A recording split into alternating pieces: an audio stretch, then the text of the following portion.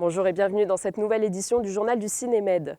Quel avenir pour les salles obscures face à la multiplication des plateformes de vidéos à la demande? Réponse de Nicolas Sédou, ancien président de la société Gaumont. Le jeune cinéma marocain est mis à l'honneur lors de cette 46e édition du festival, un cinéma plein d'audace et de nouveautés. Et enfin, nous avons rencontré le réalisateur grec Dimitris Nakos, venu présenter son premier long métrage, Mythe.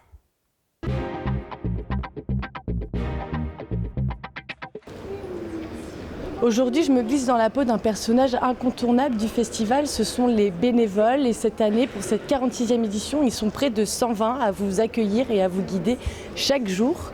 Et d'ailleurs, je suis avec Lilou. Lilou, dites-moi, ça fait combien de temps que vous êtes bénévole au festival ? Moi, c'est la deuxième année que je fais le festival. Je l'ai fait l'année dernière et là, j'ai recommencé. Qu'est-ce qui te motive à faire ça ? Moi, je suis étudiante en cinéma. Et j'ai pensé que ce serait une bonne occasion de voir plein de films et d'en apprendre un peu plus sur le cinéma. J'ai vu l'avant-première d'À toute allure il y a 2-3 jours et c'était vraiment super. Mais maintenant, assez parlé, à toi de bosser. Merci beaucoup, bonne séance. C'est bon pour moi, allez-y, bonne séance. C'est bon pour moi, bonne séance. Vous avez votre ticket d'entrée ? Robert ! Ah, Robert ! L'avantage d'être bénévole, c'est qu'on peut regarder les films qu'on veut. Alors je vous laisse, j'ai une séance qui m'attend.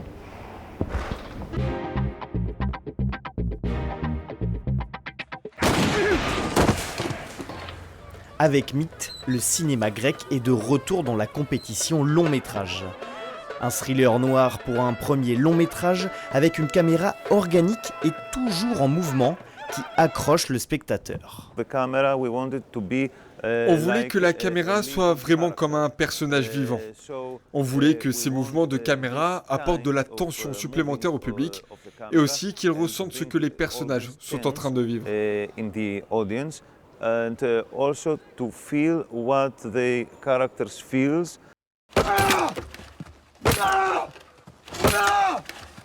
The original set of the movie. La ferme qu'on a utilisée pour le tournage appartient à mon beau-père.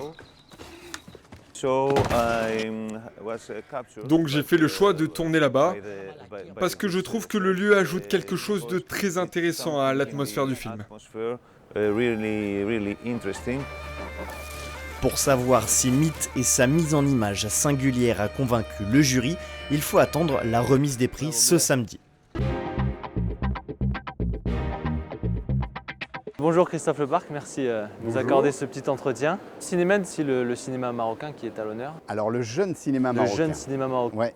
Qu'est-ce qui le caractérise ? Ce sont des cinéastes qui n'ont pas hésité à se lancer dans le film de genre, la comédie, le fantastique, le western moderne. Et puis, on a assisté aussi à l'émergence, à l'intérieur de ces cinéastes, de beaucoup de femmes réalisatrices. Et ça, c'est aussi très intéressant de le mettre à l'honneur. Et quels sont un peu les grands sujets, les grands thèmes abordés de toutes ces réalisations du jeune cinéma marocain ? Mais alors c'est ça qui est bien, c'est qu'il n'y a pas de thème particulier, que c'est une génération qui va dans tous les sens, qui va faire un western musical, road movie impeccable, Burning Casablanca, qui va faire un film fantastique, Animalia, qui va faire une comédie loufoque dans un petit village du Maroc. Et on a tenu à ce qu'il y ait une figure un peu tutélaire, inspiratrice de cette génération, qui est le réalisateur Fawzi Ben Saïdi, qui les avait mis un peu le pied à l'étrier dans le sens où c'est un Fawzi, dès le départ, il a fait des films un peu de comédie à la Buster Keaton, mais c'est un grand poète aussi. Donc s'affranchir des codes de ce cinéma traditionnel pour aller dans tous les sens, et c'est ça qui est intéressant. Bien, merci beaucoup Christophe. Merci à vous.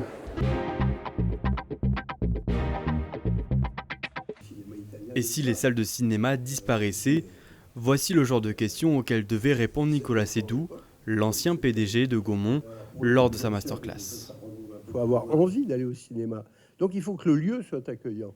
Quel que soit le film qu'on voit, et quel que soit le film qu'on voit, on sort de la salle de cinéma en se disant « c'est triste à dire, mais c'est mieux que chez moi ». Selon lui, les véritables responsables de la crise du cinéma, ce sont les plateformes de streaming. Il faut que les plateformes deviennent plus qu'elles ne le sont. Elles sont aujourd'hui des petits partenaires. Ce sont les premiers agents économiques du secteur. Elles doivent être les premiers partenaires des cinémas. Nicolas Seydoux reste optimiste pour l'avenir du cinéma, en dépit de la baisse de la fréquentation des salles, mesurée à 4,6% depuis janvier 2024 par le CNC.